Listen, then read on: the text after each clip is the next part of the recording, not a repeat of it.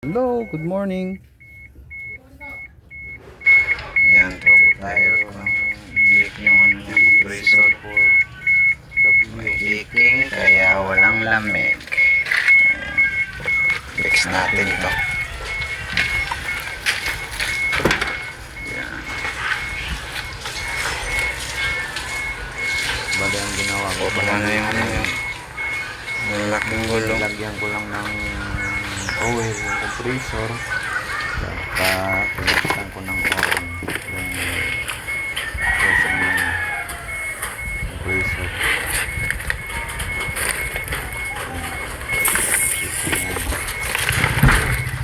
Bali ang ginawa pala natin dito, pinasabay na yung ano niya,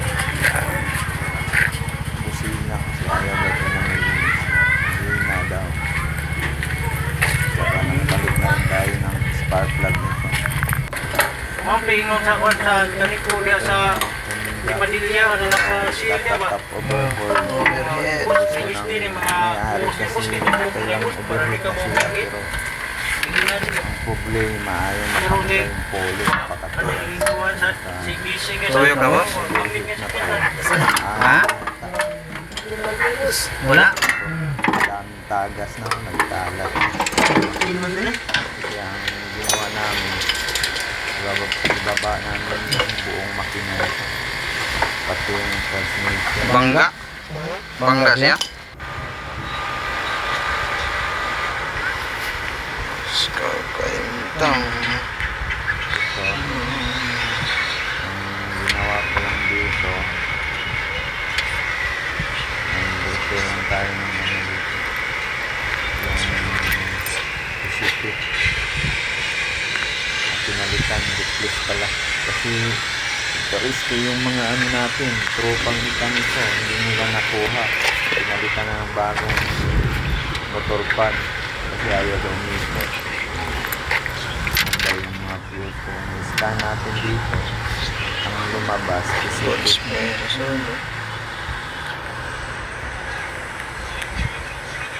Chronic circuit sensor. Circuit temperature, electronic circuit temperature, Honda City pala po yun. 5. Ganda yung turno. Marami pang nakalinya dito. Dami nila. Ayan, service ko.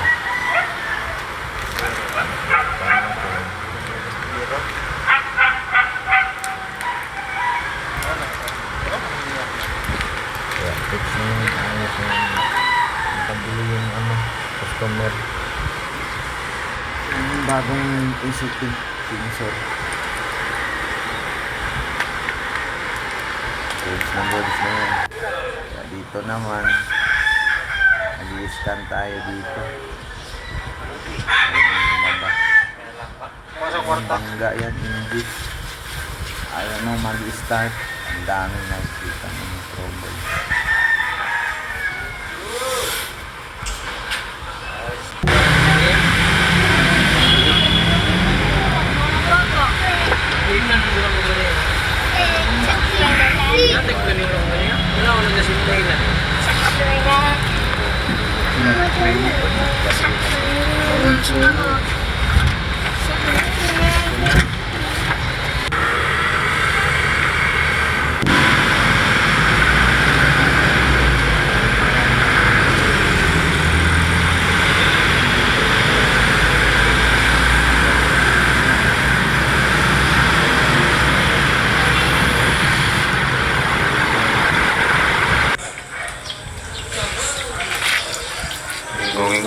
Bagay tayo yan. Tanggal. Bearing. Ayan. Ito naman, nagbaba kami ng tanke. Linis na yung gasolina. Kurot-kurot daw. Ay, fuel pump. Nangyari dito. Bakit wala na itong ano? Hindi siguro nila kuhan nung Yun nila balik ko taot siguro to. Kahaan. Sumpay mo sila.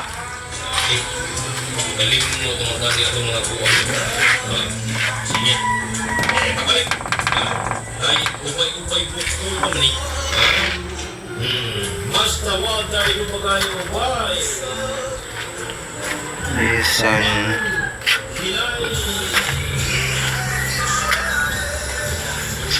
Listen ka. Paki-like and share. Thank you po sa lahat sa panonood.